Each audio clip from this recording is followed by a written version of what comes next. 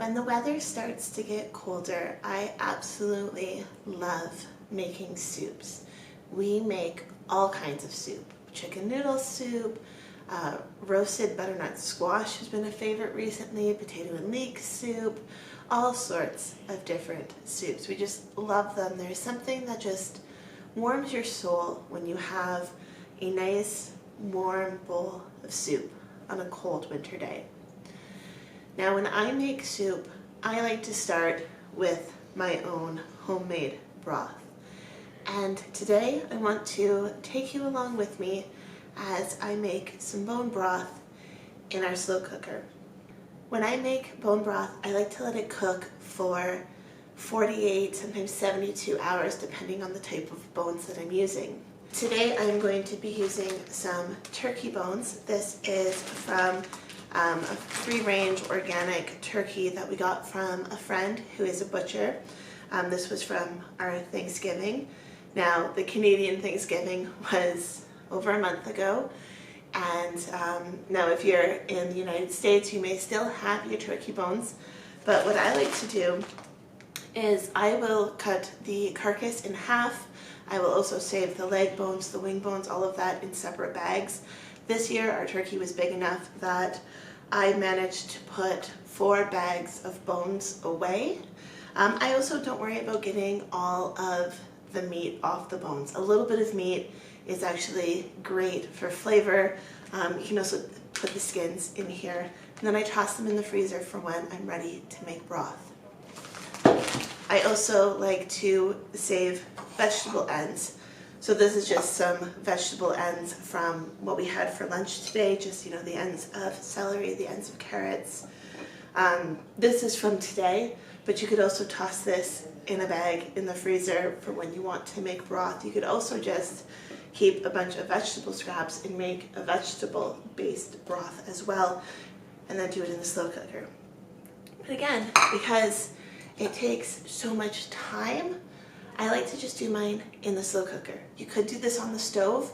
I personally am not a fan of running my stove for days. It's just not something I am comfortable with. Much more comfortable with my slow cooker. Now, I will make more of a meat-based broth in my gigantic pot. I have like a 20-liter pot. It's huge. I use it when I'm doing triple batches of soup. Now, I have a large family. There's 6 of us. So a single batch of soup is still a big batch of soup, but sometimes I will triple that and freeze it, or I will give it away if I like to make soup for other people, you know, if they're sick, or if there's been a death in the family, or just celebrating something. But today I don't need to use my big gigantic pot. I'm just going to make enough so that in a few days I can make some butternut squash soup. I have some lovely butternut squash down in our food storage, and I really want to use it. So you gotta think ahead. When you make everything at home from scratch, you gotta prepare ahead.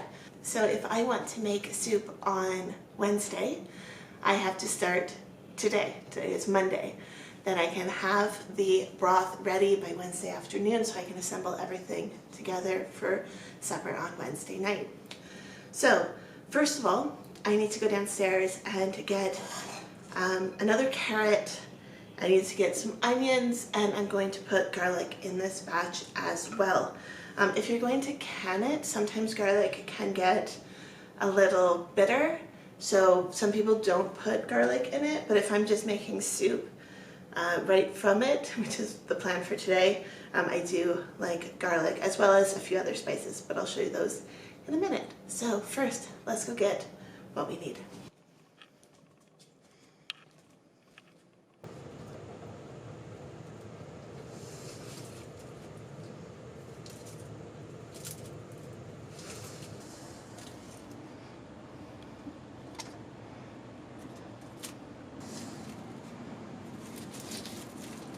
Okay, so I have my vegetables, I have my bones. I'm also going to put in some bay leaf, some salt. Now, I like to undersalt my broth when it's in the slow cooker. because I can always add more when I'm making soup. I like to season my dishes at all different stages of the cooking process. So I will season my butternut squash when I'm roasting it. I will also season the onions and apples when I am sauteing it down during the cooking process. So I don't like to make my broth too salty, just in case. I can always add more. You can't take it away. Oh, another thing that I made is peppercorns. I like using peppercorns. So what I'm going to do first is I'm just going to take my vegetables, chop them up, you know, so they're about this size. Nothing fancy. It doesn't have to be perfect by any means. Just chop them up, put them all in the slow cooker, put the bones in the slow cooker. I'm going to open my garlic and take just a few cloves, chop up my onion, and I'm going to put my onion skins in the broth as well, because they give the broth just a lovely, beautiful color, that rich, dark brown color. You'll see at the end. It's gorgeous. So let's just get everything chopped up, put it in the slow cooker, cover with some water, and then you let it simmer. I set my slow cooker to low, and I will keep an eye on it, giving it a stir every once in a while. If I notice that it's boiling too rapidly, then I will turn it down to keep warm. My slow cooker, keep warm and low. I will kind of alternate them depending. I don't want it on a boil. I just want it low and slow. Another thing you can add is, I almost forgot this too. Another thing you can add is apple cider vinegar. This is our homemade apple cider vinegar. We made this with the peels and the cores of the apples from when we made applesauce. I shared that on my channel not too long ago. We just, put that in with some sugar and water and let it ferment, and now we have this beautiful homemade apple cider vinegar. There are some conflicting opinions as to whether you should or you shouldn't use apple cider vinegar, especially if your bones are not organic, especially if they're not grass-fed. I know my poultry bones came from a very good place, and I'm okay with using the apple cider vinegar. I also like how it tastes, so I'll be adding a little bit of this as well.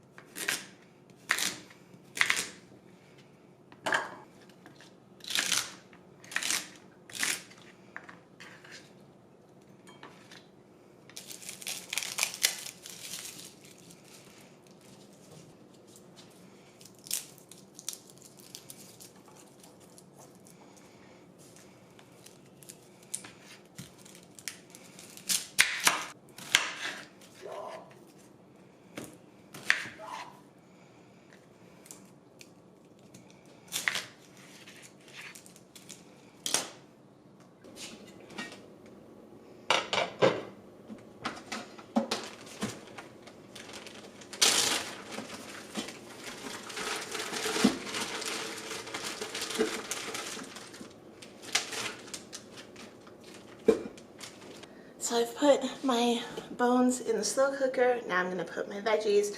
I did have to cut off some bad spots of the onions.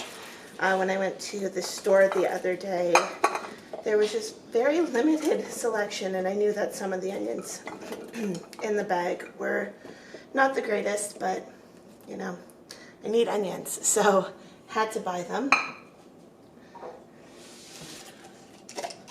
So now I'm just going to add a few bay leaves. These are super small bay leaves, so I'm going to put a couple in, but the equivalent of maybe 2 large bay leaves.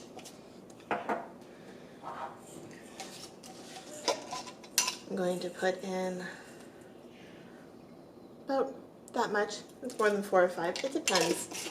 Depends on how adventurous I am feeling that day as to how much I put in.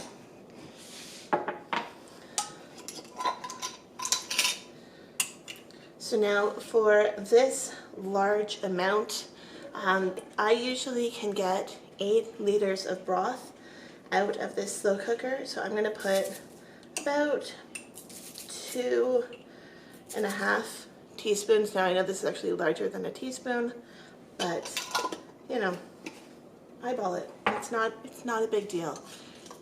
I know that is not too much for this amount, especially with pink Himalayan salt. If that had been iodized table salt, that might be way too much.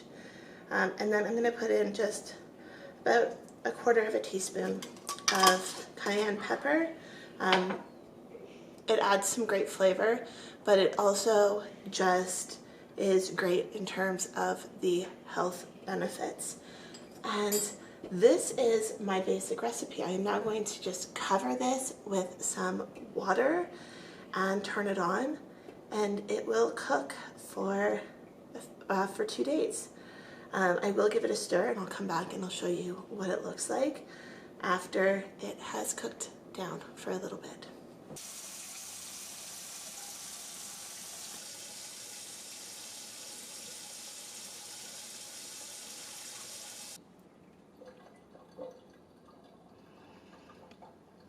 As I check on this and stir it over the next 2 days, I will top up the liquid as needed.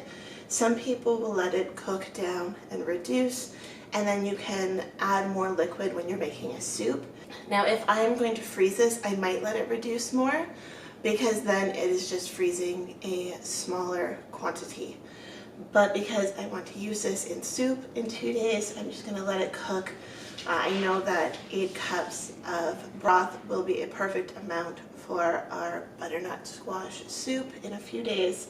So I'm just going to let this cook and top up the water as needed.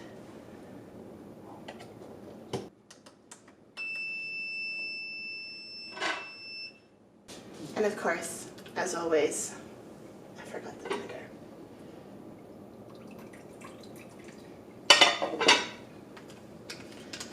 And if you're wondering what kind of jar this is just an old soy sauce jar that I washed thoroughly and transferred my homemade vinegar into.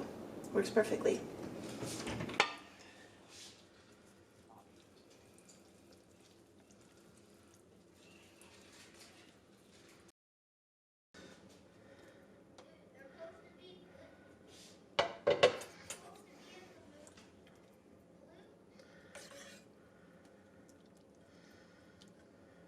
So it has been 2 days. It's been actually a little under 48 hours, but I'm going to get on to the next step because I do want this bone broth for soup tonight.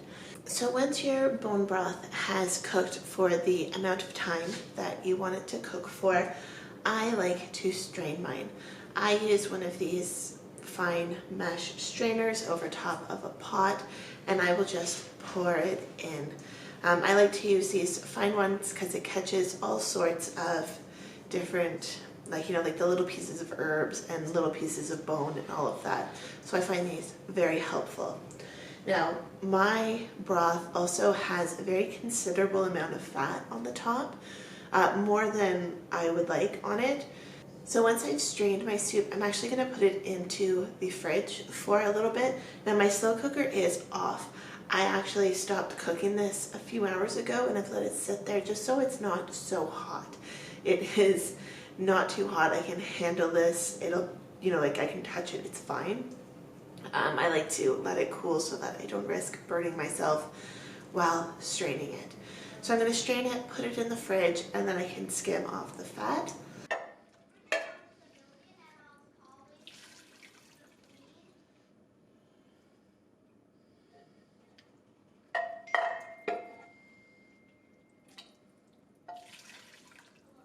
And you can see there is some lovely meat still on there.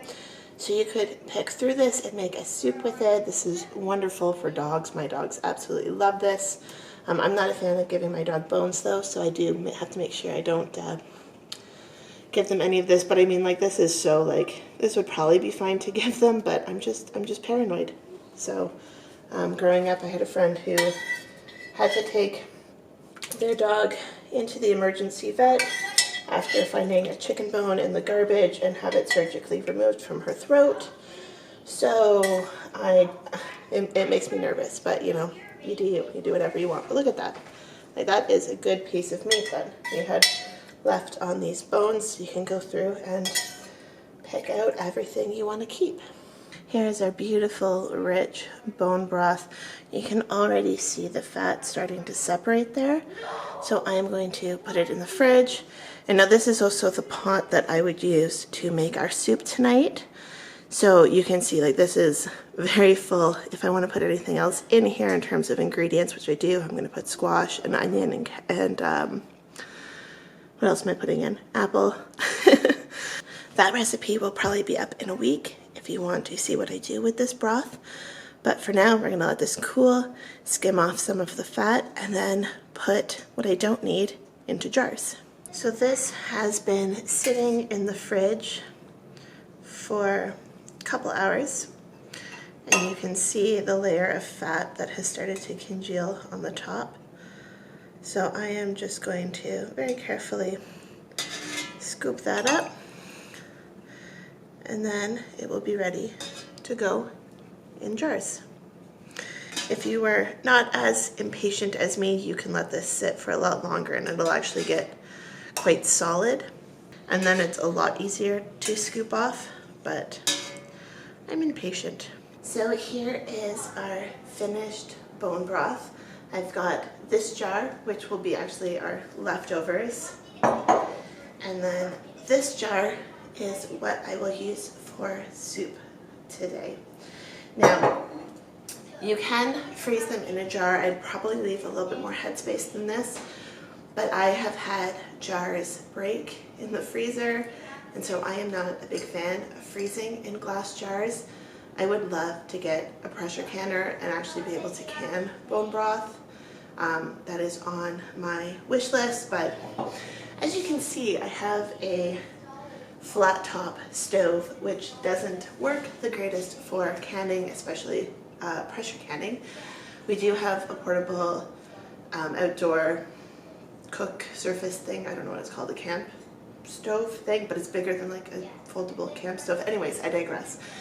We have that, which I could use outside, but we currently only have a little outdoor space that we could use in. So anyways, instead, I freeze mine. So that is our recipe for homemade bone broth. I would love to know what you like to put in your bone broth. Do you put apple cider vinegar? Do you put herbs? Do you just do the bones? What is your preference? Please let me know down in the comments below. And isn't that just such a gorgeous color? And again, this is turkey bone broth. This is from our Thanksgiving turkey, which has been, well, it's been a little while now because we are in Canada. So I hope you enjoyed this video. If you want to see other culinary videos as well as crafting and just general homesteading, homemaking kind of videos, then don't forget to hit the subscribe button, and I will see you in the next video. Bye.